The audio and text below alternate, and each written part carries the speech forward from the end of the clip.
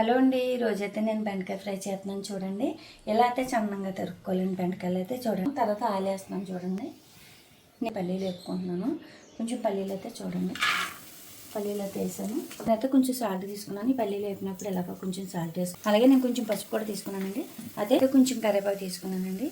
కరివేపాకు కూడా ఇలా వేసుకోవాలి. ఇవి అయితే ఈ ఫ్రైలో మాత్రం ఇలా కలపకూడదు. పోపు చామాలు తీసుకున్నానండి. ఆవాలు, పచ్చెనపప్పు, జీలకర్ర, అలాగే ఎండుమిరపకాయలు, అలాగే ఎల్లుల్లిపాయలు కూడా ఒక 5 పాయలు తీసుకోండి. ముక్కలు కోసం పెట్టుకున్నాను కదండి. ఇలా అయితే పోపు వేసుకున్నాను. అలాగే ఇలా బెండకాయ ముక్కలు కూడా దీంట్లో వేసేసుకోవాలి. క్యారెట్ తిన్నాం కాబట్టి ఇలాగా పిల్లలు ఉంటారు కాబట్టి చిన్న చిన్న పిల్లలు అండి, వాళ్ళకి కూడా రోజు ఇలా క్యారెట్ చిన్న చిన్నగా వేసుకుని ఇలాగా నేనైతే బెండకాయ ఫ్రై తయారు చేసుకున్నాను కదండి. పిన్నండి గ్యాస్ అయితే కట్టేస్తున్నాను. ఎంత కమ్మగా వచ్చిందంటే చాలా కమ్మగా వచ్చిందండి. హలో అండి, ఈరోజైతే బెండకాయ ఫ్రై రెడీ అయిపోయింది. గుమ్మగుమ్మలాడే బెండకాయ ఫ్రై